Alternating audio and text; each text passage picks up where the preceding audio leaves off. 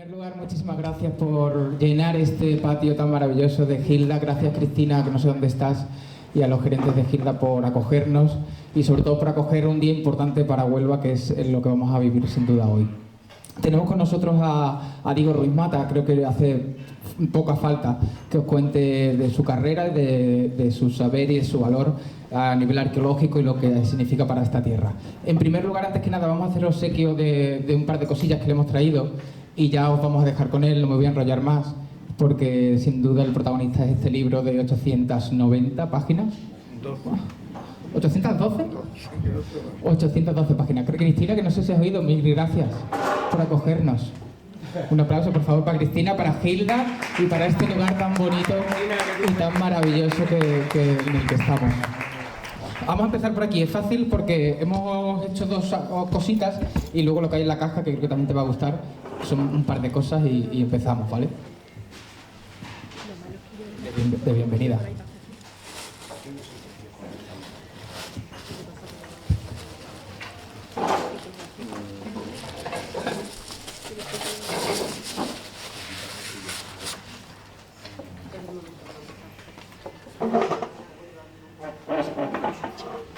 Eso es la primera vez que vemos Huelva, la primera vez, no la segunda, porque la vimos en la exposición que realizamos hace muy poquito, que se llamaba Huelva el corazón de Tartesos, y veíamos por primera vez una aproximación de lo que sería la Huelva protohistórica con todos sus cabezas. Cuando de repente inauguramos la exposición, yo estaba hablando con los compañeros y con gente y de repente me giro y digo, uy, Diego Ruiz Mata en mi exposición. No me lo podía creer, pero acto seguido seguí hablando y cuando me giro es, Dios mío, Diego Ruiz Mata explicando la exposición. Entonces fue para nosotros un privilegio, un orgullo. Aquí tienes otra y ahora te voy a hacer ve abriéndolo mientras yo me enrollo. Fue un orgullo, un privilegio tenerlos hace escasamente un mes, el pasado día 17, y le propuse el estar hoy con nosotros aquí para presentarnos esta obra y no se lo pensó en dos segundos y aquí está.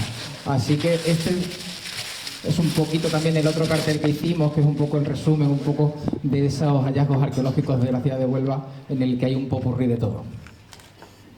Vuestra deidad antigua. Pues entonces abre esto, ya te dejo. Esto es lo que se llama una caja de sorpresa. Así va a ser la de Pandora. Oh, Dios, la de Pandora. Es eso. Es que...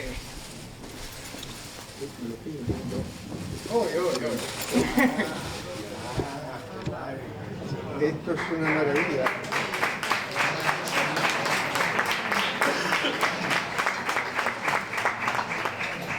Es una impresión de... Quien no conozca la historia, esto es el muñeco, como le llamó la familia, porque estuvo en una casa metida en un bote de colacao durante 30 años. El propietario, el que lo encontró, lo llamaba mi rey, mi reina, o los muñecos, ¿no? El Resef y el Anat, que pueden ver en el Museo de Huelva. Es la representación más clara de lo que vamos a hablar hoy, de lo que vamos a disfrutar hoy, y queríamos que Diego lo tuviese como seña de identidad de nuestra ciudad. Así que, Diego, todo tuyo. Gracias.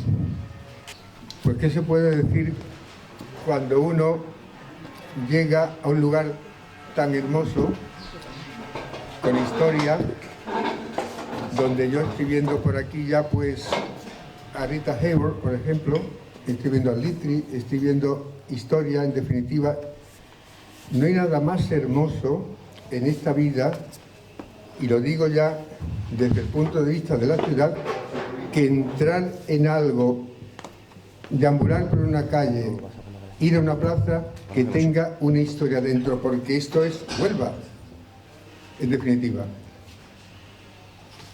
Es verdad que hace un mes aproximadamente estuvimos aquí, pues una excursión de una asociación que tenemos cultural, que se llama Micenes, para ver la Huelva, y tenía un nombre, Tartésica, la Huelva Tartésica, porque estábamos convencidos, yo estoy convencido evidentemente de lo que después voy a hablar, de que estamos en Tartesos. Yo estoy en un lugar tartésico, no sé exactamente dónde, pero estoy seguro que en Tartesos. Vimos la exposición, nos gustó mucho, conocimos a unos amigos, lo dicho, yo modestamente pues no estaba explicando, estaba únicamente indicando a alguien algo que me había preguntado, no, ya, porque la exposición por sí misma no requería explicación. La exposición por sí misma estaba también diseñada de verdad, que hablaba por sí mismo. Y esto es la señal siempre de lo que debe ser un museo, lo que debe ser una exposición. Aquello que por sí mismo esté hablando. A veces uno entra en un museo y dice, aquí tengo piezas, ¿qué estoy hablando? ¿Qué estoy viendo?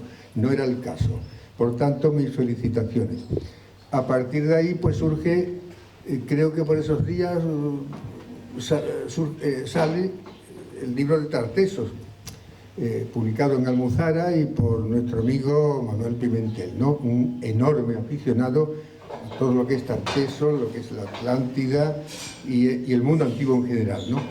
Hace ya pues unos meses me propuso la posibilidad de escribir sobre Tartesos y evidentemente acepté por una razón, porque es que toda mi vida, prácticamente desde que comencé, pues he estado vinculado a Tartesos, pero es que desde que comencé, desde mi segunda excavación efectuada, fue justo en un punto tartésico que se llama el Cerro Salomón de Río Tinto. Y ahí comienza mi historia. Yo tenía 19 años. Porque a lo mejor a veces se interesan un poco cómo comienza, a veces me han preguntado, ¿y cómo comienza ese afán, ese cariño, ese amor por la arqueología? ¿Qué es lo que te ha movido? Pues yo tengo que decir con franqueza que en principio la arqueología no era el punto de referencia al que yo me iba a dedicar. Era la filosofía, la literatura, porque tampoco quizás tenía a mi lado unos maestros que me sugirieran, me estuvieran indicando ese camino.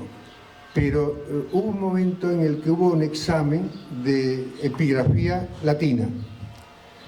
El profesor conocido vuestro, y porque ha trabajado y ha publicado de aquí cuestiones, don Antonio Blanco Freijeiro. Curiosamente, tuve la suerte de que aprobamos la asignatura 3 y nos llamó al despacho y nos dijo, ¿queréis venir conmigo a una ciudad, en este caso no era Huelva, una ciudad en Córdoba que se llama Ategua? ¿Y qué es Ategua? Pues dice, aquí tenéis el libro del Bellum Hispaniense, escrito por Julio César, donde narra la lucha entre César y Pompeyo por el control político y militar de Roma. Una muestra de que a veces las guerras no se efectúan en el lugar donde deberían hacerse, sino en otro lugar. ¿Cuántas veces nos leemos los periódicos, estamos hablando de cuestiones de guerras que no están precisamente dilucidándose en el lugar, en el territorio que son los concernientes, que son los que realmente nos interesan, sino otro punto? Pues este fue el caso de Julio César. Pero el libro, al margen de explicarnos la guerra, nos explicaba detalles. Y a veces la historia es muy importante conocer detalles humanos. Por ejemplo, el libro nos narraba cómo una señora, en su desesperación por el asalto insidioso y fuerte de las murallas, se tira porque una hija suya había sido arrojada por la muralla y ella le siguió detrás, ¿no? Detalles de estos pequeños, pero que a mí, francamente, me produjeron una gran impresión. Pero aún así, yo no estaba muy convencido de que me iba a dedicar a la arqueología. Llegamos el 1 de agosto a la campiña cordobesa. ¿Sabéis qué es eso? La campiña cordobesa es el lugar agostado, negro, sin un árbol, donde teníamos que dormir en unas tiendas de campañas militares que nos dejaron, éramos muy pocos, una campaña redonda militar donde prácticamente no servía para nada, porque no se podía entrar, no podíamos entrar por el calor tan tremendo que hacía, ¿no? Pero fue esa experiencia extraordinaria y llegó el día de la excavación, y llegó el día de la realidad. Y llegó el día en que los operarios y nosotros mismos empezamos a escarbar en la tierra. Y llegó el día en que empezó a surgir elementos de la tierra. Y llegó el día en que empezamos a ver los primeros muros. Y esto para mí fue algo sensacional. Digo, esto es una resurrección. Estoy asistiendo a algo inusitado. en mi experiencia nula de por entonces, de no ver nada, solo unas víboras que matábamos por el camino, por el cerro pelado de Ategua, en negro, por el calor del verano, la vegetación, y de pronto empiezan a surgir muros. Yo os digo con franqueza, 2 lágrimas se me cayeron. Sí, porque a veces la emoción puede más y a veces yo os digo, nunca ocultar las emociones, jamás ocultar las emociones. Y sobre todo cuando estemos hablando de cultura, cuando estamos hablando del hombre, cuando estamos hablando de historia. No os llamo al llanto cotidiano, sino sencillamente a la emoción que supone el hecho de tener la historia. Y desde entonces dije, pues esto es lo mío. A partir, cuando terminamos Ategua, hubo otra excavación a continuación, y esto fue el Cerro Salomón en Río Tinto, y fue ya lo definitivo. ¿Por qué? Para empezar, el nombre, Cerro Salomón. ¿Salomón a qué te lleva? Pues a la Biblia. ¿A qué te lleva? A la plata. ¿A qué te lleva? Pues a lo que es un reinado. ¿A qué te lleva? Pues a un topónimo que, visto desde 3.500 kilómetros de distancia, que es lo que prácticamente es la distancia entre el supuesto reino de Salomón y la realidad que mostraba Río Tinto, empezó a surgir viviendas con toberas, con elementos de fundición, y esto fue ya definitivo hasta entonces. Huelva, ¿qué es para mí? Pues Huelva ha sido en realidad mi gran lugar de enseñanza.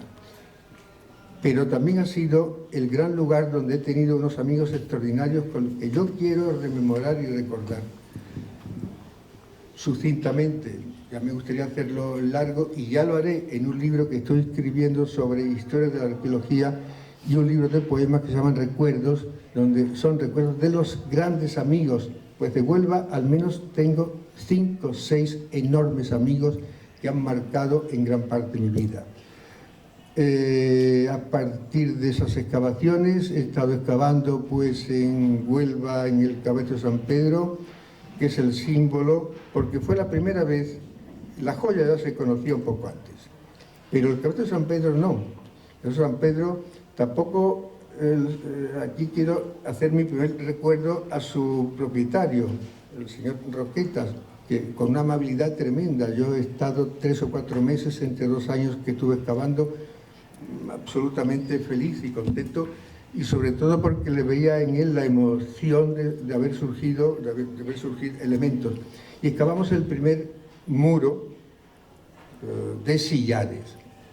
Tengo que confesar que por entonces no se conocía lo que era un muro de sillares, y sobre todo en Oriente. Pero surge, una vez que ya prácticamente tenía yo escrita, porque las dos, aunque firmamos varios, pero he tenido la suerte de que yo haya sido el que la haya escrito. Pues viendo la biografía y ya prácticamente cerrando el libro, aparece un artículo de una señora francesa libanesa, Youssef El Hadji, donde habla del muro de pilares y nos dio la clave y la solución y la cronología de algo que pocos creían, no aquí, sino fuera. No se creía si esto es del turdetano, esto es del siglo IV, siglo III, no, fenicio, y evidentemente del momento más antiguo, fenicio. Eso fue importantísimo, porque eso circuló por el mundo, evidentemente como la primera manifestación de lo que era una estructura de carácter fenicio. Es obvio que se conocían otros elementos, se había excavado la Esperanza, mi querido amigo Fernández Miranda, que murió muy joven, con 40 y pico, pocos de años, siendo director general de Bellas Artes, Juan Pedro Garrido y señora Elena Horta, por supuesto, habían excavado, y quedamos aquí, pues había ya un ambiente. Sucedió otra cuestión de un alto significado: la creación por parte de la Diputación del Centro de Estudios Arqueológicos, dirigido por mi querido amigo Fernández Jurado, Jesús Fernández Jurado, un personaje que ha dedicado toda su vida prácticamente pues en el descubrimiento, en la investigación de Huelva, y muchos más. Había personas que no eran arqueólogos, es el caso de Klaus Klaus, el alemán, que aunque él no excavaba, tuvo un papel importantísimo porque nos incitaba siempre a excavar en sitios que a veces yo decía, pero aquí no puede salir nada, y salía. Yo no sé, tenía una facultad muy especial de ver, una visión muy especial de ver, y quiero tener ese recuerdo porque, aunque no aparece en la literatura científica, a veces hay personas impulsoras, gestoras, que promueven, que te conmueven y te ayudan y te apoyan para que hagas cuestiones. Esa es su labor. Ha habido muchos más arqueólogos y desde luego la universidad después, en una etapa posterior, cuando se instituye aquí, pues ha seguido pues esta tónica a través de queridos amigos del momento, donde tengo que recordar a Francisco Gómez Toscano y a otros muchos más, pero no quiero alargarme la lista, pero no he querido dejar de mencionar pues aquellas personas que han contribuido mucho a la arqueología. Entre ellas aquí veo a una señorita que fue la primera persona que yo conocí junto a Jesús Fernández Jurado cuando iba a excavar en Aljaraque, que se llama Pilar, de apellido Rufete y de segundo Tomico, que ha sido una gran impulsora, una gran excavadora y una gran colaboradora de mis trabajos. Yo la tenía siempre a mi lado, me decía, chico, era su novia por entonces.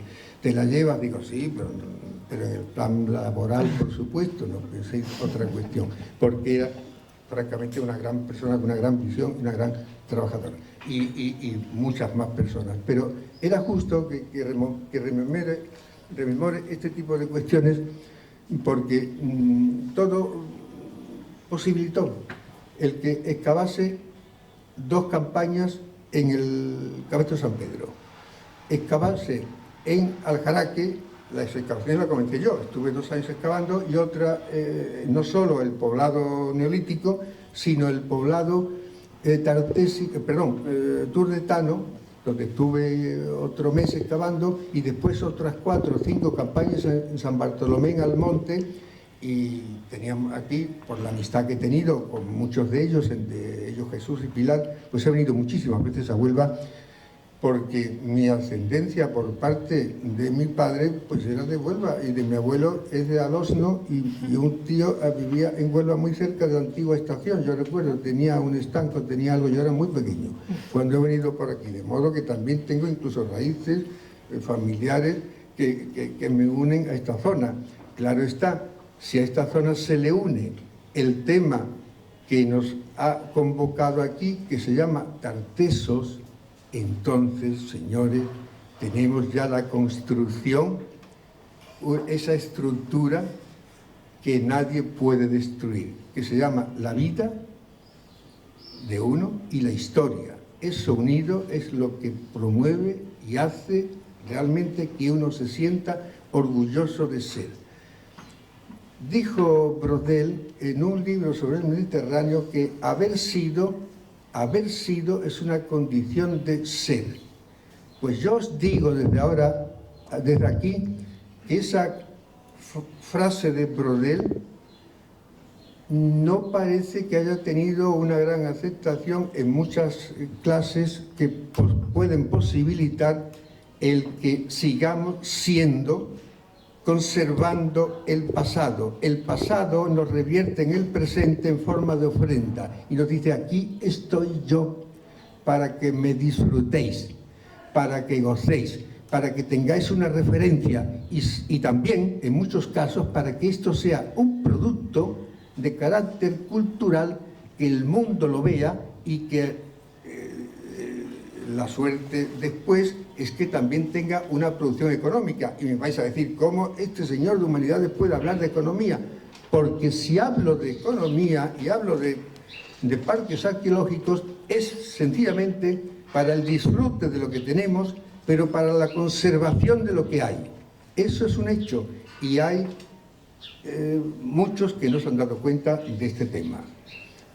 El patrimonio de verdad es un beneficio, no es un problema, queredme, no es un problema, al contrario, es un regalo, y algunos lo han tomado como problema. Y desde aquí, ¿qué puedo decir yo desde una ciudad que he conocido en su desarrollo, no en toda su dimensión, pero en gran parte de su desarrollo la he conocido de forma directa, o bien porque he venido, o bien porque me lo han comunicado, o porque lo he leído y he estado al tanto de esto? Pues, señores, estamos hablando de un tema muy especial. Y quiero incidir al comienzo de este tipo, porque en el año 78 yo estaba en la Universidad Autónoma de Madrid, y la última, en la vida son una serie de casualidades. Nosotros no excavamos en el Cabezo San Pedro por sí. Antes su propietario le había negado la excavación a personas que no quiero decir, pero eran tan ilustres y tan reconocidos en España, que evidentemente por eso no los voy a mencionar. Y sin embargo confió en nosotros, y confió en Klaus, y confió en nosotros, y nos dejó excavar a nosotros, y no a otros que si dijera nombre diréis, ¿cómo puede haber sido esto? Pues no fue. La historia la conozco perfectamente bien porque la he vivido de primera línea. Pues bien, en el año 78, en la última clase, donde el profesor le dice al alumno, pues nos vamos a ver dentro de 10 o 15 días a la hora de la verdad. ¿Cuál es la hora de la verdad? Pasa como con los toros, en la muerte, ¿no? Ya que estamos en la antigua casa del Litri, pues tenemos que hacer una referencia taurina, un asunto que también he tocado muchísimo sobre la historia del toro, y eso es extraordinario. Pero ya prácticamente íbamos despidiéndonos y se me ocurre hacer una pregunta que no esperaba respuesta. Y decir, ya que hemos estado explicando Cádiz, no tengo referencias de la Cádiz antigua. Es verdad, no tenía referencias de la fundación de Cádiz. Sí tenía referencias, obviamente, de que había sido fundada en el año 1100, con toda la literatura que esto conlleva, pero evidentemente si no hay una comprobación de carácter arqueológico, todo se puede quedar en un texto, porque el texto no es infalible.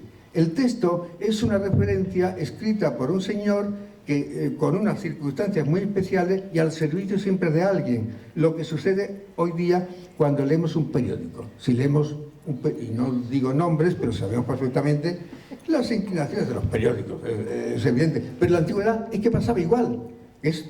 Yo no hago la crítica al periodista, quiero decir que pasaba exactamente igual.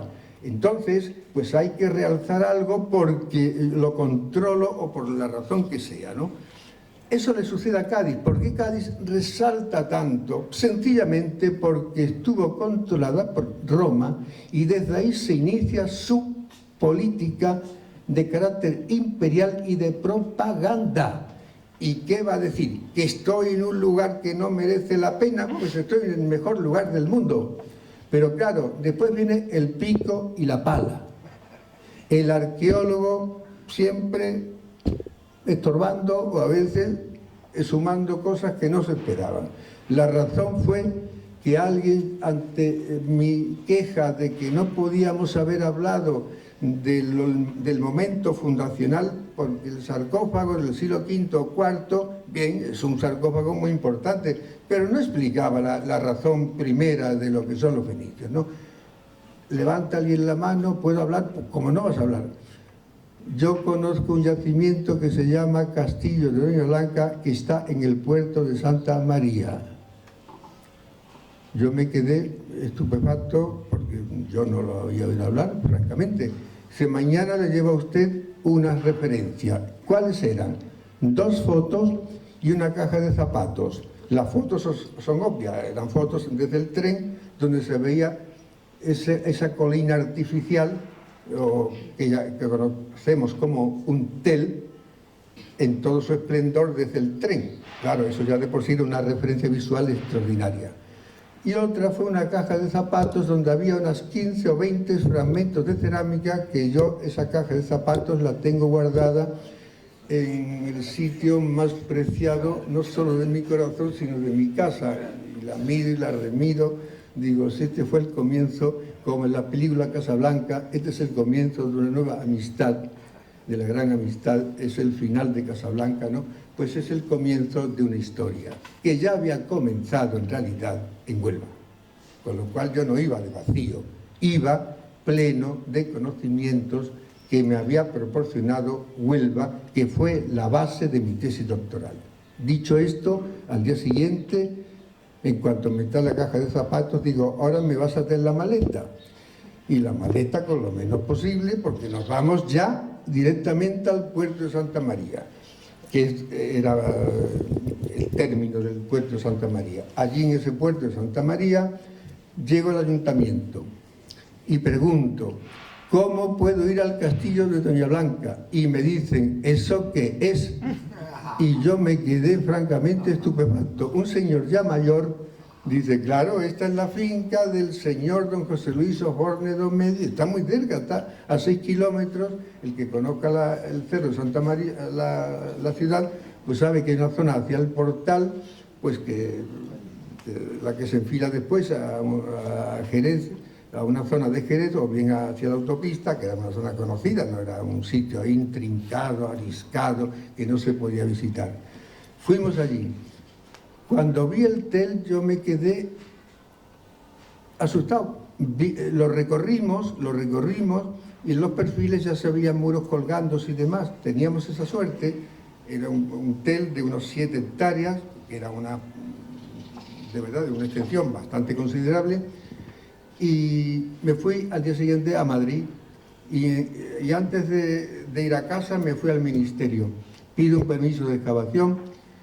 Estaba Fernández Miranda, dice, Diego, este año no va a poder ser, va a haber dinero, era el 78, porque ya está dado el presupuesto, el próximo año lo tiene seguro. En efecto, 79 empezamos las excavaciones que yo estaba intercalando, obviamente, con otras aquí, en el caso por ejemplo, de San Bartolomé en Almonte. San Bartolomé en Almonte, que ha sido el único poblado, y bien lo saben Pilar perfectamente, porque estaba conmigo, se excavaron unas 30 entre cabañas y estructuras en una zona de carácter metalúrgico, no minero. El metal se llevaba allí para ser beneficiado. Era la única posibilidad que teníamos de conocer cómo era el movimiento de lo que es una mina, el centro minero. Pero ¿a dónde iba esto? Pues a Tartesos. ¿Y qué era Tartesos? Donde estamos, Huelva. Era el centro donde desde la producción, la extracción de metales, no solo en Río Tinto, sino en otras minas más de la zona, como es natural, los centros donde se llevaba en bruto y se colocaban en lingotes, se cargaban en barcos, y esos barcos, evidentemente, iban a una gran distancia, se produce desde esta zona de Huelva. Yo no sé si es desde el puerto que se está excavando o desde otro puerto cercano, pero evidentemente lo que está claro que este era el gran puerto de exportación de los productos demandados. Y los productos demandados eran la plata y el oro, porque eran el precio en el que estaba fijado lo que es el dinero, el poder, el privilegio y el prestigio. Esto se nos dice en la Biblia, en el primer libro de Reyes en relación a Salomón. Se nos está hablando de la plata.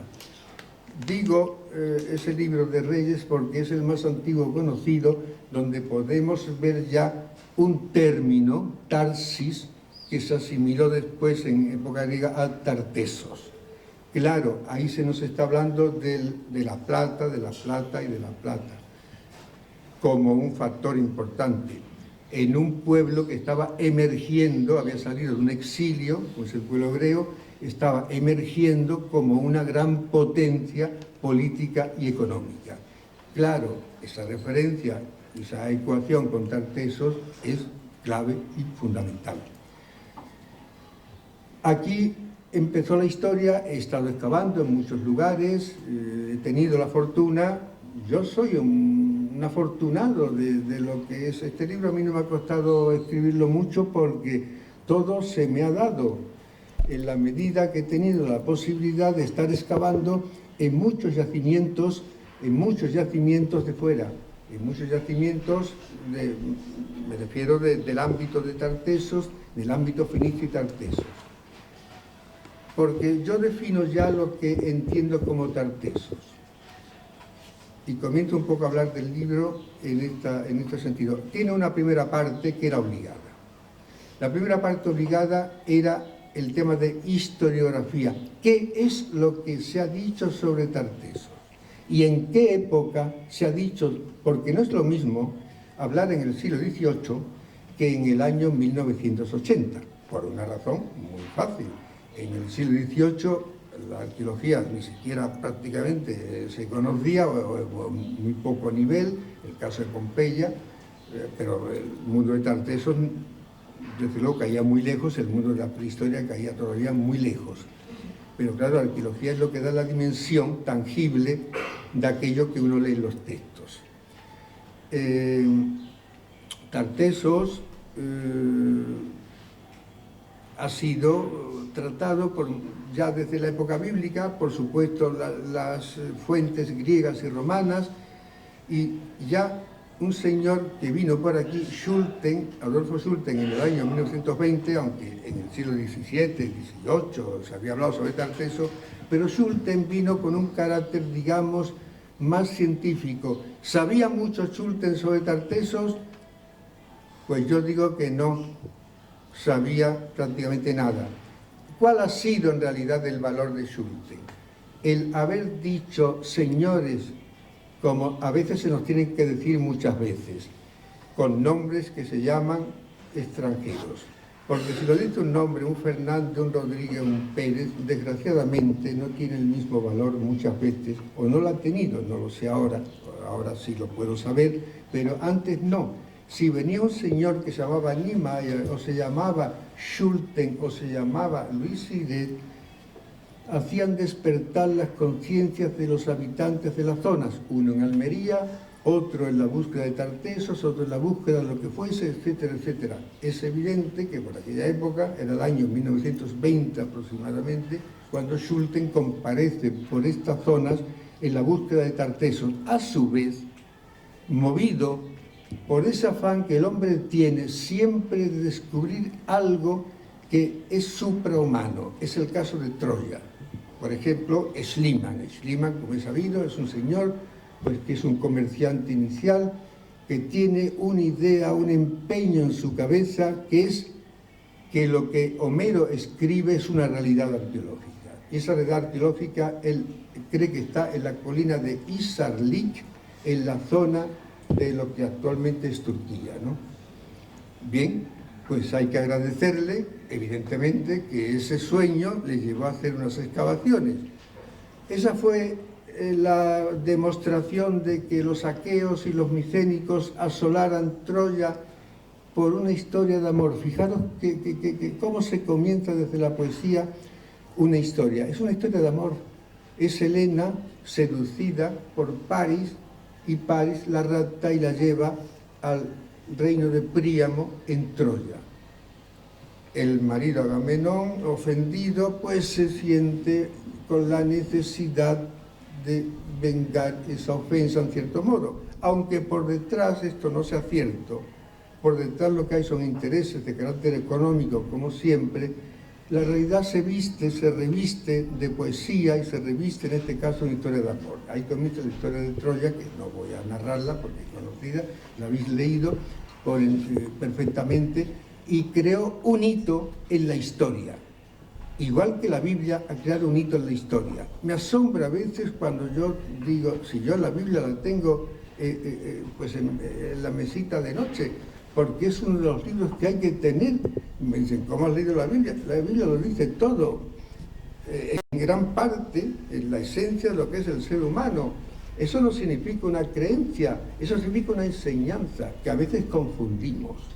Cuando leemos cosas confundimos lo que uno aprende de algo, porque yo me he leído, por ejemplo, el Perdonar Dios diga, toda la historia económica de Marx, y yo, por ejemplo, pues no he visto cuestiones, algunas cuestiones positivas, pero realmente si tenía que hablar de alguien, tengo que leer a ese alguien y tengo que escrutar y introducirme en sus pensamientos. Pues estar o no de acuerdo. Lo mismo le pasa con la vida. Lo digo porque como profesor muchas veces yo lo he dicho y dicen, bueno, pues esto es un libro de pasado. ¿Qué de pasado? Es un libro donde habla del hombre en todas sus eventualidades. Si se lee, por ejemplo, el libro de Job, estamos hablando del libro de lo que es el perjuicio que proviene o la mala suerte para una familia y la conformidad, porque claro, la Biblia no es solo contar penas, es contar también formas de afrontar adversidades, por poner un caso. Homero nos habla en un caso, una historia de amor y una guerra, y después nos habla en la Odisea pues de un viaje iniciático, 20 años, fijaros, 20 años donde después de ser condenado Odiseo a llegar a Ítaca por los dioses, por un acto de hibris es un acto de soberbia, ¿no? Y los dioses eso no lo pueden consentir y lo condenan a deambular por el Mediterráneo. Fijaros, 20 años con la ilusión de poder llegar a Ítaca y poder abrazar y besar a Penélope, su amor de siempre. Pues no es maravillosa esa historia y no nos da una enseñanza de la que perseverancia podemos llegar a las cuestiones, pues con la perseverancia, y hecho este preámbulo, podemos hablar de Tartesos. Porque si de Tartesos solo se conocían 3 frases, se conocían 3 elementos, ahora podemos decir, miren ustedes, Tartesos ya no es una elucubración mental, ya no son unos textos en la mente, es una realidad tangible. La diferencia es tremenda. De lo que uno piensa, lo que uno toca y ve y siente, pues es obvio que ha habido una diferencia esencial. Y eso es lo que he querido reflejar aquí. La historiografía, como he dicho antes, es aquello que se ha pensado durante un tiempo desde diferentes versiones, porque la historia es susceptible, como todo en el mundo, de ser percibido. Y la percepción lo percibe uno según su cultura, según su forma de ver el mundo, según sus creencias. El mundo se percibe como un conocimiento existencial. Y esto es lo que se ha hablado sobre Tartesos. Para algunos Tartesos se remonta al 3er milenio, a los megalitos, para otros se remonta a los pueblos del mar, para otros se remonta a lugares troyanos, se remonta a lugares obvios que evidentemente no son, y después lo que presenta este libro, en realidad todo esto que se ha dicho puede tener una realidad arqueológica, que es lo que posibilita mostrar la mayor verdad posible. Yo nunca digo la verdad, la mayor verdad, el acercamiento a la mayor verdad posible a través de las excavaciones, pues sí. Como el tiempo ha pasado, se han hecho muchas excavaciones, conocemos ya que la fecha de Cádiz no es la correcta, no es el 1100, es el año 800, como conocemos que antes los fenicios estuvieron en Huelva, como conocemos en definitiva muchos detalles que por supuesto me vais a permitir que yo aquí omita, porque algunos van a leer el libro, pues entonces sí diga lo que yo he sentido en el tema de lo que es Huelva y según mi experiencia y conocimientos. Y cuando digo experiencia y conocimiento no digo sentimientos, porque uno no debe estar movido en la historia por sentimientos, porque si no es muy fácil transformarla, que la memoria se convierta en una forma de transmisión de cosas que no son, de cosas que son otra cosa. Y no pasa nada, vamos, quiero decir, uno puede llegar a la mayor verdad posible. Objetivamente, y como decía el poeta José Hierro, sin vuelo en el verso, en lo que yo creo que es Huelva, es un fenómeno de interacción, aculturación, una vez que los fenicios están ya aquí asentados, entre la población indígena. Una tesis que estoy dirigiendo a Carmen Pérez, que es mi mujer y que está aquí conmigo ahora, es un enterramiento con 70, 80 individuos, está demostrando perfectamente esto que estoy diciendo. Y me ha alegrado mucho, es una tesis que va a tener una trascendencia sensacional por la forma en que podemos ver de un modo más real lo que fueron los fenicios, el poder y el papel de los indígenas que siempre han quedado de lado como algo secundario y fueron algo esencial.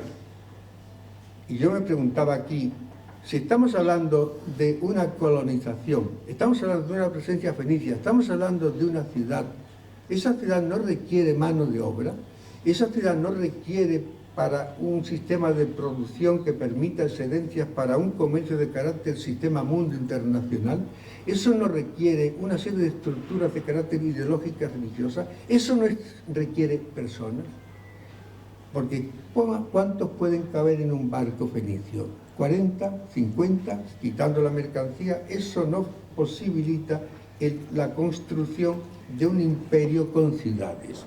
Eso requiere un nexo entre interacción, aculturación, yo le llamo integración al modo de Ortega y Gasset, que me ha parecido un término más concreto, entre fenicios e indígenas. Y es lo que da lugar a lo que conocemos como Tartesos. Tartesos no era preexistente. Los fenicios no llegaron a Tartesos, llegaron a un lugar sin nombre que después tuvo un nombre que se llamó Tartesos. Esa es una de las cuestiones que aquí afirmo. Pero ¿dónde está esa zona? Es otra pregunta, porque claro, el periplo davieno nos dice una serie de generalidades. Nos dice, por ejemplo, Tartesos es un islote flanqueado por sendos ríos que nacen en un punto más alto. ¿Qué río no surge en un punto más alto? Bueno, puede surgir en un punto más bajo por inercia hacia su desembocadura hacia el mar, por ejemplo. Es una topografía muy elemental que fue aprovechada para situar Tartesos en muchos puntos. Claro, pero eso no era la realidad de Tartesos. Pero ha habido una gran bibliografía y muchos libros escritos sobre la ubicación de Tartesos. Vale. Es un momento de la historia donde se trata uno de ubicar Tartesos, pero llega el momento definitivo. ¿Qué es Tartesos? ¿Y realmente dónde es? ¿Y cómo se puede definir? ¿Cómo se puede conformar? ¿Cómo se pueden ver los atributos de Tartesos? Pues esto es lo que el libro, en una tercera parte, se llama La Gran Transformación, es lo que trata de explicar. Ese proceso de interacción, aculturación, que es... Pongámonos en dos situaciones.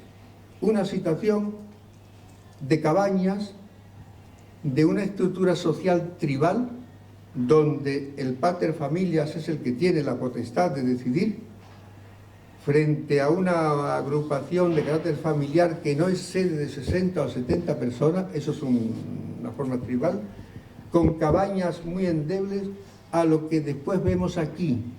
Si he hablado antes del muro de San Pedro, es obvio que eso es solo un trozo de muro el que conocemos, pero es evidente que eso nos da la indicación de que se está efectuando lo que es una urbe, una ciudad. Y esa ciudad es una ciudad que ahora la conocemos en Huelva por un conjunto de elementos excavados en la zona donde estamos, en las zonas cercanas donde estamos, en una extensión de 15, 20 metros, hectáreas o más. Porque eso hay que definirlo con claridad. Pero no estamos hablando de una villa, no estamos hablando de una sociedad tribal, estamos hablando de una ciudad para empezar, estamos hablando de un concepto diferente de organización social que es el Estado. Estamos hablando, no diré que un monarca al modo en el que estamos acostumbrados a concebirlo, no, pero sí lo que digo, que hay una estructura compleja política que no está basada en la familia, sino en lo que es el poder, el privilegio, el prestigio, la ganancia y la capacidad. No es la estructura familiar, es una estructura de carácter político donde surge una primera monarquía. Y ya empezamos por un concepto. Cuando estamos hablando de lo que son monarquías, pues Huelva tiene el honor de ser la primera zona donde se le pueden atribuir monarcas. Por ejemplo, Argantonio. Y no lo digo yo, lo dijo Heródoto en su momento. Y también he aclarado, entended que no hablo de una monarquía al modo en que la entendemos. Pero sí algo muy parecido, porque un monarca en la antigüedad es un representante de una deidad, de un dios en la tierra, es el que organiza, es el que ordena, es el que hace justicia, en definitiva, pero para una sociedad no basada en el parentesco, sino una sociedad mucho más amplia y compleja. Una ciudad está formada por plazas, por edificios públicos, por templos, por murallas, etcétera, etcétera. Una ciudad es algo muy diferente a lo que es simple un caserío de cabañas. Eso estamos hablando ya de Tartessos. Tartessos indica nuevas tecnologías. Frente a tecnologías primarias, empezamos a ver tecnologías que provienen del Próximo Oriente y nos llevaban unos milenios de adelanto, el caso de Mesopotamia, el caso de Asiria más tarde, el caso de Egipto, el caso de los hititas, el caso de Ugarit. Bueno, hay muchas razones donde ahí se habían conformado una estructura potente. Fijaros cómo es el mundo. Aquello que fue el núcleo de la civilización, el núcleo de lo que somos, hoy el día es la degradación, no por ellos, sino por las circunstancias de la historia. ¿Qué es Irán? Pues Irán era Mesopotamia. ¿Qué es Irán? Irán fue Asiria. ¿Qué es Egipto? Pues un lugar en escaso desarrollo, y fue el gran imperio. Y así podemos ir viendo la historia. Por eso lo que hay que mantenerlo mucho y hay que saberlo. Para eso sirve también la historia. Pues bien, los fenicios, provistos de todos estos conocimientos, vienen, aportan la ciudad, aportan la escritura que no se conocía, la escritura tartésica es un elemento posterior, evidentemente como una consecuencia del abecedario fenicio, aportan mitologías, aportan sistemas de producción con excedencia. Es muy diferente vivir con aquello, consumo lo que produzco, pero no tengo excedencias para hacer un gran comercio, eso es una sociedad tribal, o consumo con excedencia para viajar a 2.000, 3.000 kilómetros. Fijaros que se comerciaba desde aquí, por ejemplo, hacia casi Mauritania. Me pongo en Essaouira, donde hay una isla, un núcleo evidente de comercio. Eso es algo extraordinario. O bien un comercio interior peninsular, un comercio marítimo, o un comercio constante con las ciudades fenicias, asirias y hebreas, israelíes, por entonces ugaríticas, etc.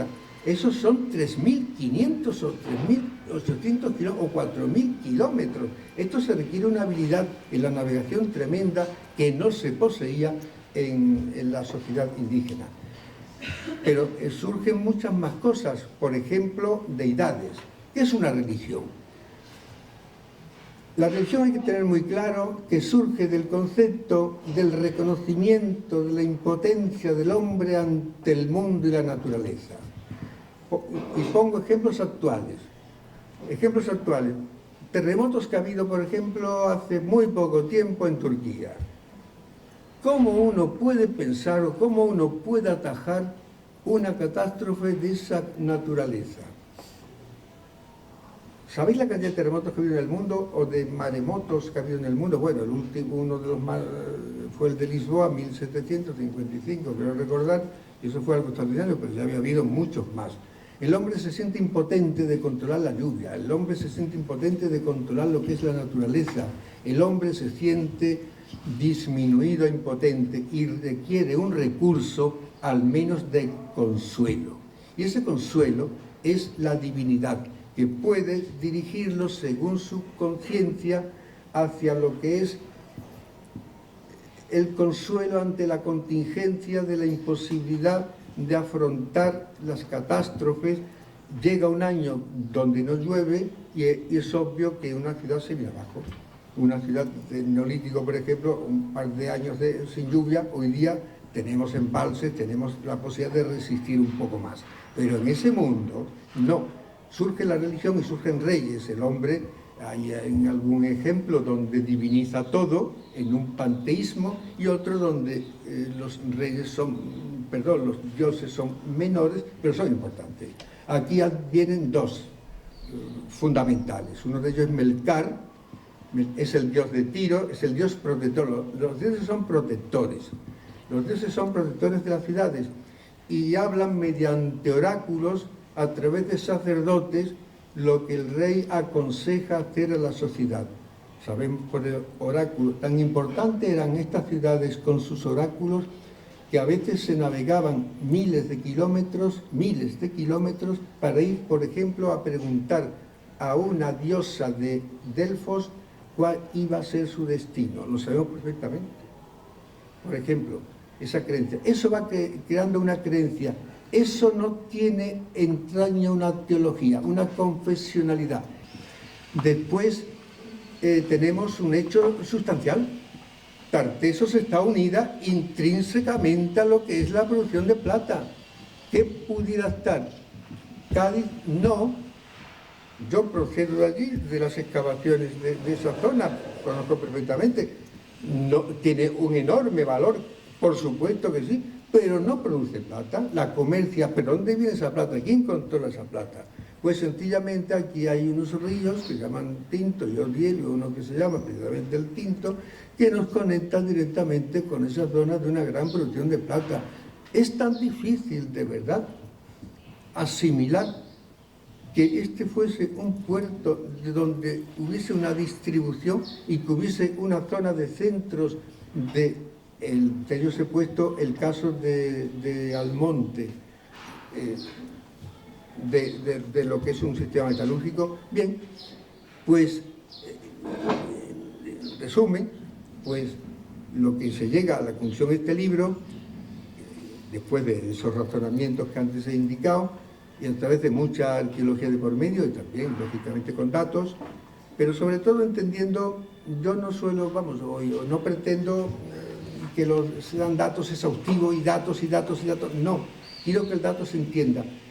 A mí no me vale la cuantificación de datos, a mí lo que me vale es que ese dato sea entendido. Cuando yo he hablado de las cerámicas griegas, no lo he hablado solo en términos cuantitativos, hay 8.000, sí, se puede decir 8.000, pero no me quedo ya en eso, sino en el significado que va más allá del dato. Cuando he hablado antes de las cerámicas fenicias del siglo VIII, pues, perdón, del siglo IX, fines de la segunda mitad del siglo IX, pues tengo que decir que eso es un hecho objetivo, y ahí están, muchas de ellas están expuestas en el museo y muchas están publicadas por Fernando González de Canales y compañeros.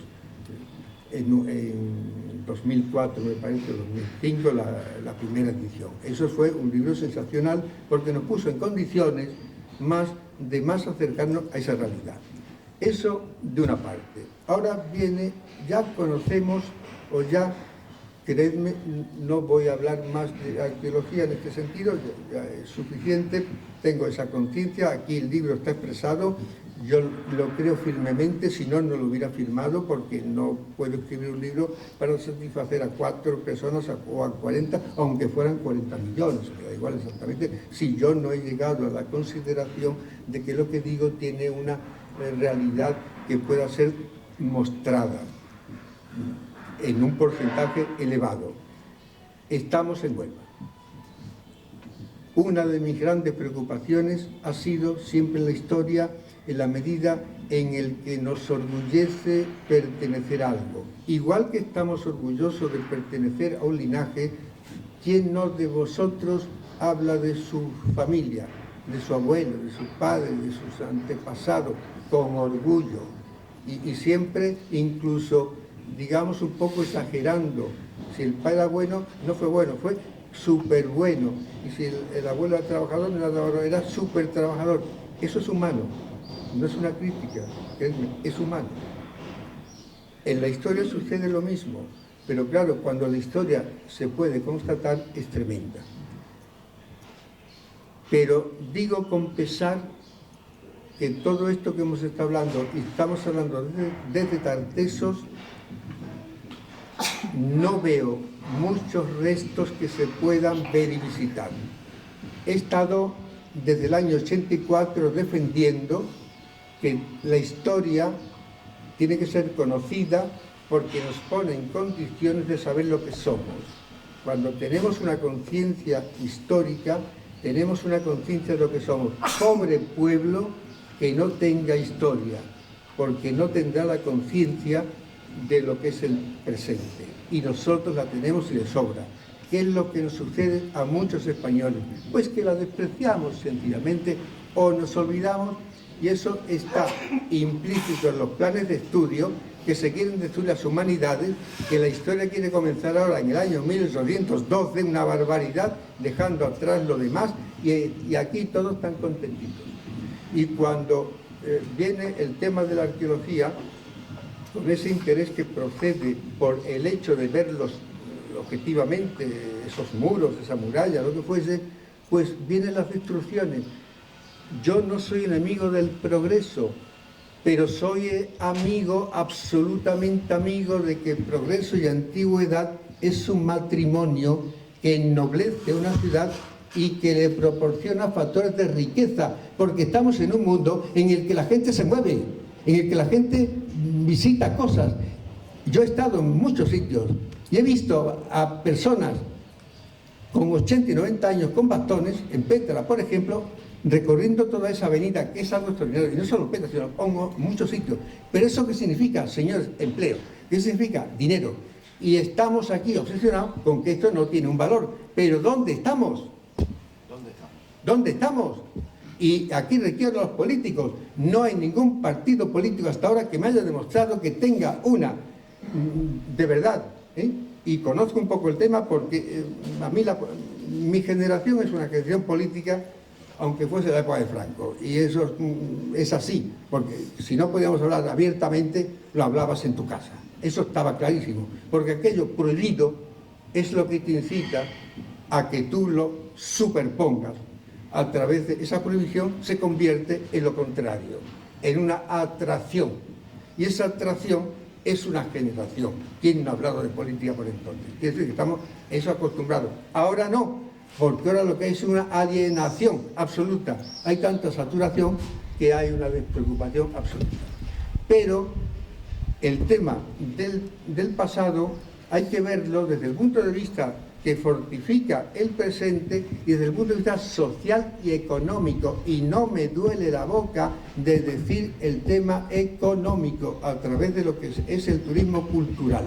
Un recorrido, pongámonos en un sueño, en un recorrido tartesio con todo aquello que se haya ido pudiendo excavar, conforma al menos un par de días de visitas de gente a ver Tartesos en los elementos que se puedan ver, incluyendo el museo, incluyendo la zona del Claustro de San Pedro, que yo promuevo de verdad desde aquí, que sea el mirador del cielo de Tartesos. Uno allí subido puede explicar cantidad de elementos. Yo lo he hecho con el tema de la Sierra de San Cristóbal y el Castillo de Blanca. Llevo desde el año 84 trabajando en estos aspectos. ¿Por qué? Porque mientras más soluciones pueda dar de posibilidad económica, más estoy defendiendo al patrimonio. Porque el patrimonio, cuando no se defiende, es cuando hay una obra pública, viene un dinero, vamos a hacer esto, y no tiene función y se abandona y se deja, es cuando se deteriora el tema. Pero cuando tiene una utilidad cotidiana, diaria, es cuando realmente defendemos. Y si realmente creemos que estamos en un lugar con historia, ya que no podemos a veces competir en otros elementos, sintamos el orgullo, por favor, de decir que tenemos una historia que no tienen otros. Mientras aquí había Tartesos, decidme, por favor, ¿qué había en Alemania? Ahora Alemania nos da 20 vueltas en cuestiones económicas, pero en ese momento, por lo menos, sintamos el orgullo, por la frase que comenzaba, haber sido es una condición de ser. Sintamos el orgullo de verdad de esto, mantengamos, no ofendemos a nadie, no estamos contra el progreso en absoluto, estamos a favor del progreso. Fijaros, en el año 50, 40-50, el promedio de vida de una persona era 50 años. A principios de siglo era 40, 1940, 50, 50 o 60 años. En los años 60 o 70 uno se jubilaba y se moría a los 3 años. Hoy te jubilas y vives 20 y tantos años, 20 años, voy a poner 20 años. Esos 20 años, con una capacidad, por lo general, por lo que yo he podido observar y ver, una capacidad potente y con una curiosidad de cosas que no has podido hacer en otras veces, porque no has podido, hay estamos en los viajes del inserso y demás, pero yo me estoy refiriendo a la verdadera política de lo que es el turismo cultural. Y eso es un factor importantísimo de movimiento de empleo, de riqueza continuamente. Si aquí pongamos por caso, yo empecé en Itálica recién terminada la carrera y fue precisamente un director general de Aracena, muchos seguramente lo conocen, Florentino Pérez Envid, quien había venido de Pompeya y había aprendido que a Pompeya iban tantas personas y dijo, yo quiero hacer lo mismo en Itálica. A José María Luzón Nogué y a mí nos dijo, era mi maestro José María Luzón Nogué, yo era su alumno, pero no habíamos más. Entonces se veía, ¿queréis excavar en Itálica? Excavamos en Itálica. De ir 18 o 20 personas al mes, de unas 2.000 personas al año, ahora van 1.000.000. La diferencia es tremenda. ¿Cuál ha sido el problema? El problema es que a una señora ministra se le ocurre que no hay que pagar por entrar. Y eso es un error, porque nos cuesta de verdad pagar 8, 10 o 12 euros por entrar en una zona como esta, con tal de que la finalidad de ese dinero tenga un producto de carácter hacia lo que es el consumo, el desarrollo y el empleo, el movimiento de dinero. Pues no, eso fue un error de esa señora ministra, cuyo nombre no quiero ni recordar, porque ya tuve con ella su problemita y sabe perfectamente que perdió el tema. No en este, sino en otro, porque al fin y al cabo es un ministro, una persona más que tiene un poder eventual, y la verdad tiene un poder para más tiempo. Esa es la diferencia. Cuando vamos de verdad con las razones por delante, que no son elucubraciones, que no son ideales, para eso yo distingo perfectamente bien lo que es la realidad de la poesía que me encanta, la ejercito, y ahora estoy en una trilogía de poemas, El amor y el tiempo, por ejemplo, y estoy disfrutando enormemente, pero sé perfectamente que cuando yo suelo acostarme muy tarde, termino, empiezo la función de lo que es la investigación y ya la poesía queda relegada a otro lugar. He querido también terminar por aquí, que esto se vea como un valor histórico, patrimonial, de satisfacción, de orgullo y económico. La historia es un producto, el patrimonio es un producto cultural que satisface, es un producto económico que contribuye a su permanencia y a su conservación. Entendámoslo muy bien, porque si tú no lo haces, otro te lo va a hacer. Pasa como con las playas, dicen, tenemos las playas mejores del mundo. Habéis recorrido las playas de Marruecos, yo las he recorrido los 700 kilómetros. El día que se ponga en movimiento esto, porque allí se puede beber, comer, lo que quieras, ¿eh? Me lo decía, estuve invitado por la Universidad de Abdel Malik y me llevaron a pasear por allí. Y yo preguntaba, ¿se bebe vino? Vamos, yo no es que beba, pero dice, aquí se bebe lo que se quiera. Solo con una cuestión que es más barato. Luego, ¿dónde está el valor de las cosas? Aquello en que uno es capaz de mantenerla y aquello en que sea irrepetible. Irrepetibles, por ejemplo, la Giralda, irrepetibles, por ejemplo, la Alhambra, irrepetibles, por ejemplo, la Mezquita de Córdoba, experiencias con las que he tenido y he trabajado durante 3 o 4 años en ese sentido, desde un partido invitado, yo no era ese partido, pero fui invitado por un señor que seguramente todos conocéis aquí, se llama Joaquín Leguina. Nos reunió a 8 o 10 para hacer un libro sobre lo que yo estoy diciendo, que yo ya tenía, esto fue en el año 2002, 2003, yo tenía la experiencia desde el 84, de decir estas mismas cosas, porque no he tenido éxito, es la verdad. Pero bueno, el que no tenga éxito no quiere decir que no persista, hay que persistir. Decía Camilo José Cela, en España, quien no persiste no consigue nada. La persistencia es el camino hacia la posibilidad del éxito, la persistencia, pese a los avatares que suceden. No basta solo el tener orgullo de Tartesos. Es suficiente también conservar Tartesos, conservar cada resto que salga de Tartesos. Yo diría un eslogan, salpicar Huelva de Tartesos. Y eso lo pondría como el título que hay que seguir, salpicar puesto que no podemos, es evidente, yo tampoco estoy diciendo vamos a quitar la ciudad actual, no, sino aquellas cuestiones que evidentemente van surgiendo, ya sea la Orden Seminario, ya sea la Joya, ya sea el Cabildo San Pedro, ya sea lo que se ha destruido de Méndez Núñez las Monjas, ya sea la calle Concepción, ya sea, haber dejado, cuesta tanto, señores, hacer unos, si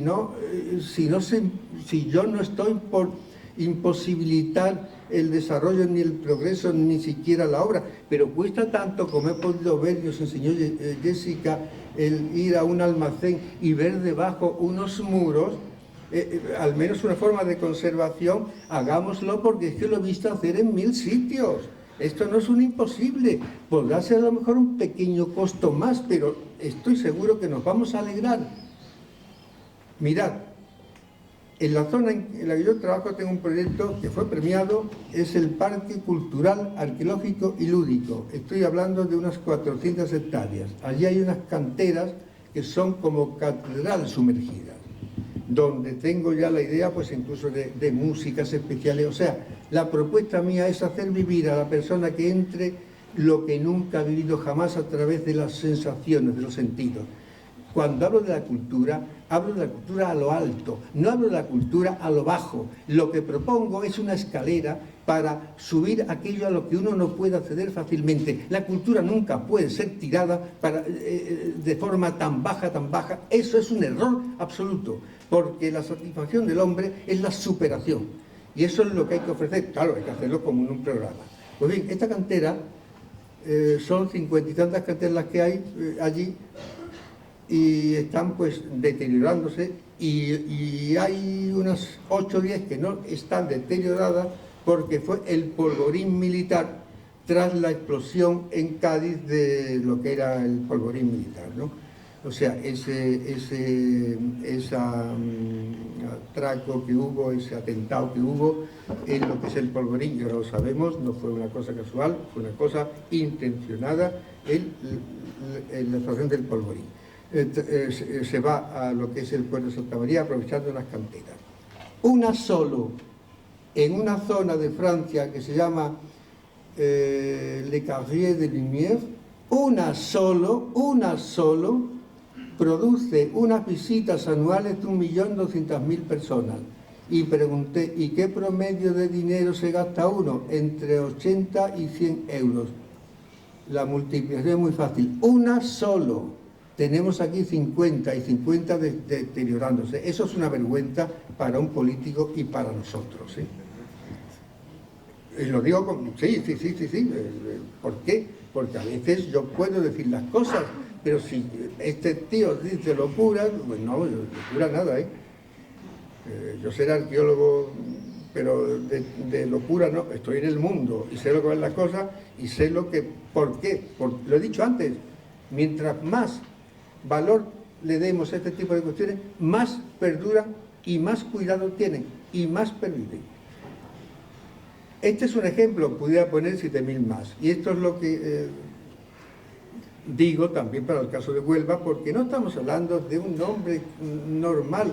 Señores, estamos hablando sobre Tartesos. Hace muy pocos meses, o quizás un año, estaba en un congreso y se me acercan 2 japonesas. Lo digo siempre porque me llamó mucho la atención, la verdad. Y me dijeron, ¿usted es el director de las excavaciones de Doña Blanca? Sí, yo soy el director.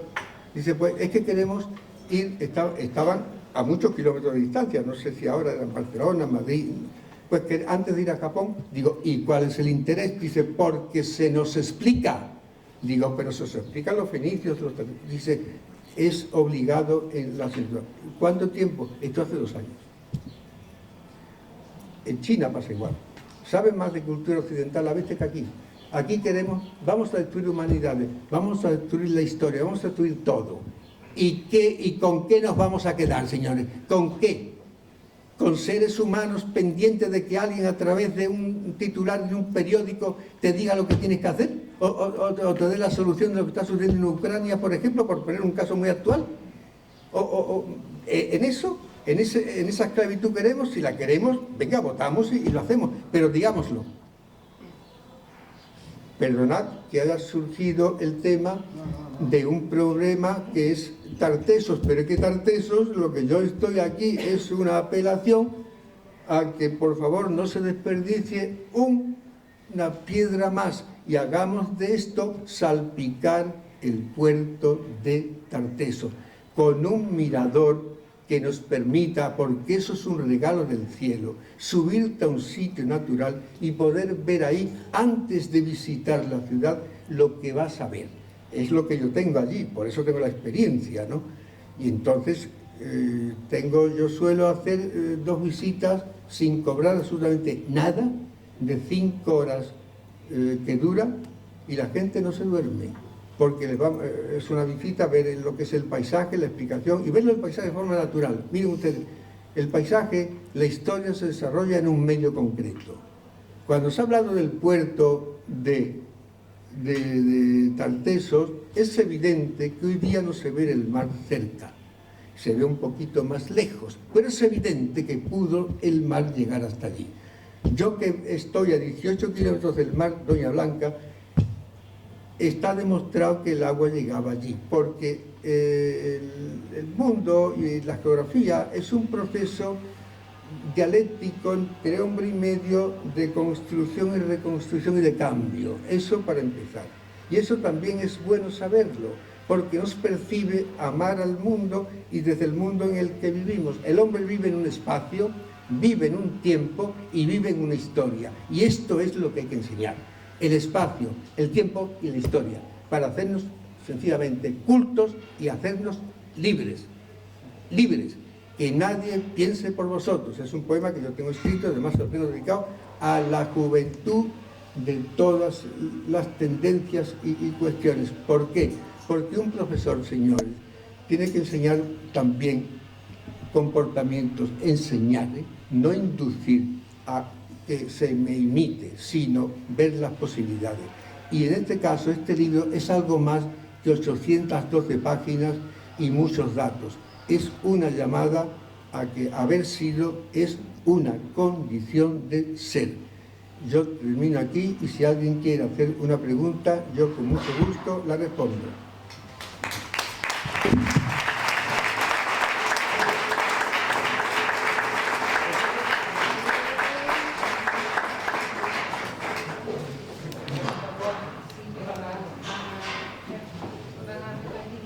No hay micro. Hay que hablar un poquito más. Muchas gracias por su presencia. Yo y otra compañera somos de una asociación que se llama Huelva Te Mira, que defendemos de una a la última palabra que usted ha dicho aquí en esta charla tan emocionante. Queremos que Huelva, que sus ciudadanos, que sus políticos defiendan su patrimonio, sus cabezos, lo que hay debajo, las joyas, el cabezo de frente de Roma, Tartesos, el puerto, y la verdad es que luchamos solamente con la ayuda de los ciudadanos, pero no de las administraciones. Y si no le importara luego decir unas palabras que publiquemos, porque ya hemos pagado también incluso 2 recursos para parar las joyas, la construcción en las joyas, porque se va a amputar. Y ahora vamos a ir hacia el siguiente recurso. Tenemos recaudado 3.000, 4.000 euros, hacemos campaña, nos falta 700. Entonces, para todas las personas que están aquí concienciadas con el patrimonio nubense, para que todas nos apoyen, para que los medios sociales hagan lo que usted dice aquí extensible a la mayor posibilidad de personas, agradecerle su conferencia y la participación de los ciudadanos y ciudadanas que están aquí presentes valorando la historia. Pues yo, de verdad, agradecerle a la asociación, a ti, a todos los que te acompañan, pues que tengas esas ideas y que perduréis. Yo llevo desde el 84 diciendo lo mismo, no he tenido éxito, seguramente me iré al otro mundo sin tener éxito, pero estad seguro que ese día del último suspiro seguiré pensando lo mismo, para que otros lo hagan y perduren, por supuesto. Esto no se puede, la historia es algo, y el patrimonio es algo que se puede perder, porque lo he dicho antes y he terminado diciendo así, el conocimiento, señores, nos hace libres, y la libertad yo creo que es un patrimonio de todos, de todos. Yo no estoy ahora aquí refiriéndome a partidos políticos, ninguno, ni en absoluto, de todos. Y desde luego, sobre el tema de la necrópolis, se me hizo una pregunta en un periódico que supongo que mañana saldrá. Yo lo he dicho muy claro. ¿Qué es lo que hay que hacer allí? Sencillamente un parque con carácter funerario que se vean reconstruida, porque es obvio que una excavación supone levantar cosas, pero se puede hacer hoy día una serie de reconstrucciones, y un parque de carácter funerario tartésico pues no vendría mal. Se ve, por ejemplo, reproducciones de lo que es el carro y la tumba, se ven otras reproducciones. Es posible hoy día hacerlo, en otros momentos a lo mejor no. Pero señores, estamos en unas grandes necesidades.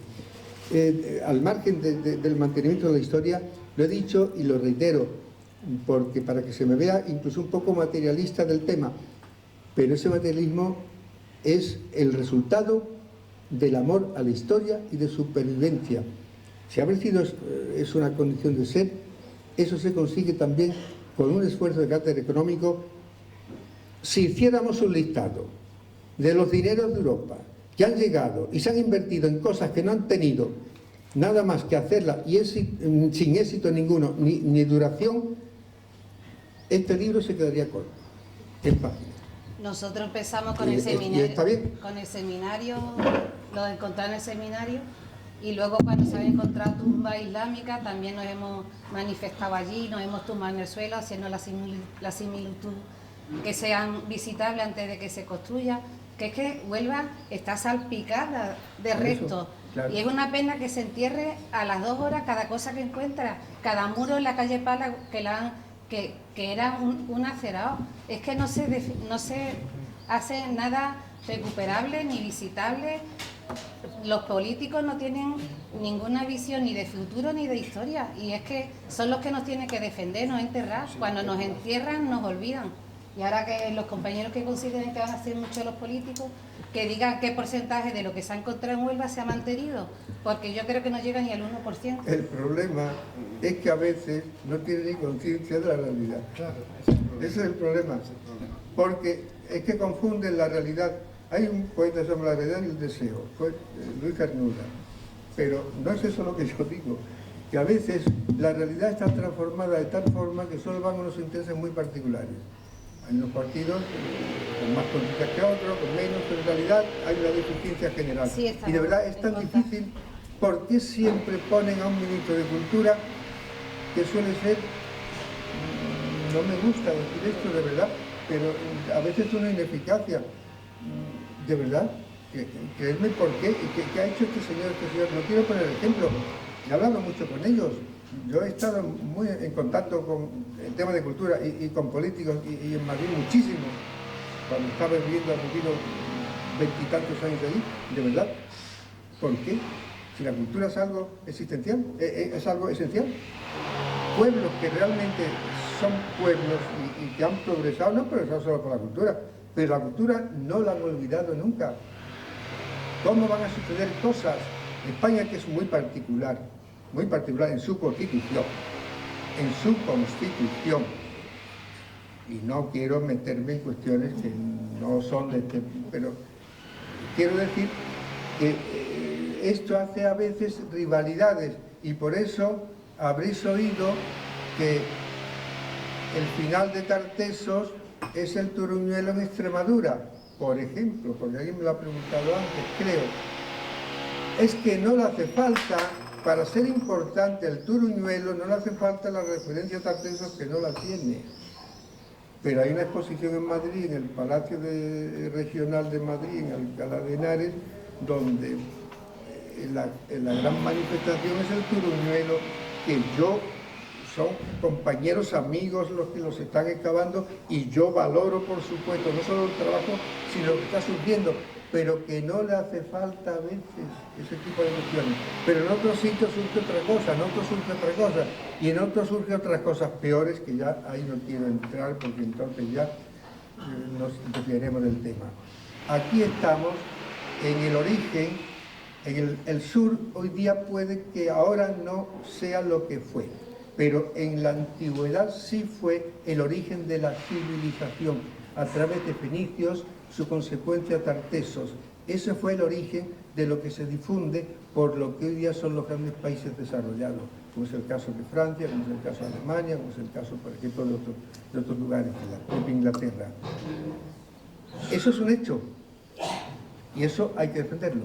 Hay que defenderlo, defendamos algo, porque seamos competitivos, defendamos algo porque además lo creímos. Yo no he dicho nada, de verdad, creedme, que no me lo haya creído, que no lo crea. No quiero hacer un discurso aquí al uso de voy a decir cosas, no.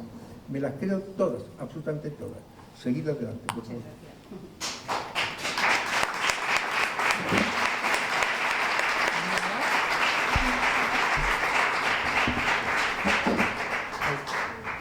Soy Ramón de Huelva Buenas Noticias. Estoy deseando llegar a casa para hacer la crónica, emocionado por lo que hemos escuchado. Un comentario breve y una pregunta. El comentario es la primera vez que un científico acreditado en este mundo de la arqueología hace un pronunciamiento tan categórico. Hasta ahora siempre Tartessos se ha asociado no a la histórica, sino al mito. Y también a la timidez. Cuando cualquiera hablaba, yo no sé, le preguntaba a Jesús Fernández Durado, le decía, bueno, Jesús, y él siempre tenía prudencia y todo el mundo ha tratado siempre de manejar esta información o los descubrimientos con mucho cuidado. Yo me siento muy satisfecho de escuchar aquí una claridad, una rotundidad con relación al tema. Hablaba del cabezo, de verlo desde arriba, yo estaba diciendo y estaba pensando, bueno, hay que correr porque como siga la ciudad creciendo hacia arriba, al final no podremos ver los cabezos. La vista que había en el cabezo cuando empezó a excavarlo probablemente sea completamente distinta a la hora porque están tapados, ¿no? Y cubiertos con eso. La pregunta iba en el sentido se ve que lo han explicado que su vida de estudio ha sido todo un proceso y ella llega a una serie de conclusiones que se plasman en el libro. ¿Hay algún momento concreto, un punto en el que pasar a decir he encontrado Tartessos? He encontrado Tartessos, me refiero como el núcleo de Tartessos, ese debate permanente de la capital de Tartessos que nunca nadie se atreve a decir con firmeza, mira, está aquí. ¿Cuándo fue su momento? O sea, ¿ha habido algún momento en el que he podido llegar a una conclusión concreta? Desde que empezamos a excavar, claro, en principio, lógicamente no tenía yo pues un concepto muy claro, tampoco sabía mucho, tampoco sé ahora mucho, pero bueno, ahora tengo algunos datos más, eso es evidente, ¿no? Pero a medida que se han ido produciendo una serie de hallazgos, una serie de acontecimientos, cada vez he ido afianzando lo que la teoría fundamental. Tartessos tenía que tener una capitalidad, yo no digo que Tartessos sea solo Huelva, no, digo que hay una capitalidad, evidentemente, en la que sobre Tartessos estriba Cádiz, con el tema fenicio, el Bajo Guadalquivir y Huelva. Eso para mí serían la extensión de lo que debía ser Tartessos en la extensión territorial, pero cultural, política y posiblemente imbricada económicamente. Pero ese centro no puede ser otro, según yo lo veo, y los datos, y lo he dicho aquí, aunque sea de forma resumida, Huelva, porque reúne una serie de condiciones. Yo estoy hablando en Doña Blanca, y allí he desmentido, y sé que me he ganado la enemistad de los gaditanos, muchos, cuando he dicho, señores, la Gadir que habéis dicho, no la creáis, porque tiene que ser compartida, es tripartita, porque Cádiz, esa isla, no tenía agua, es el modelo de lo que se hace en Tiro, por ejemplo, que son dos islas, una isla y en tierra firme. Aquí viene a hacer algo parecido con Saltés, en el tema fenicio. Tiene que ser compartida con Doña Blanca, que es donde está la ciudad, porque Cádiz nunca pudo tener más de 300 o 400 habitantes, mientras Doña Blanca tenía en ese momento unos 2000, aparte de una extensión. Y yo no es porque excavase allí, de verdad que no es el ánimo, como yo lo hago tiene que ser lo mejor, es que no es eso, creedme que no estoy hablando así. Igual que en el caso de Tartessos, pues si yo he llegado a esa conclusión, está escrito en un libro, está escrito hace 4 o 5 meses, porque en esto he tenido la fortuna de publicar 3, Uno de ellos es ese, Cádiz y Gadir, Cádiz y el castillo de Blanca. Otro es sobre el castillo de Blanca y el de Tartesos, evidentemente, al que tengo un enorme cariño y afecto porque además fue parte de mi tesis doctoral, la cerámica fenicia del bronce final tartésico, eso no lo he dicho antes. Y esa capitalidad, conociéndome bien, porque he tenido la suerte de estar excavando en las provincias importantes. Cádiz, me he excavado no solo en Blanca, sino en los alrededores.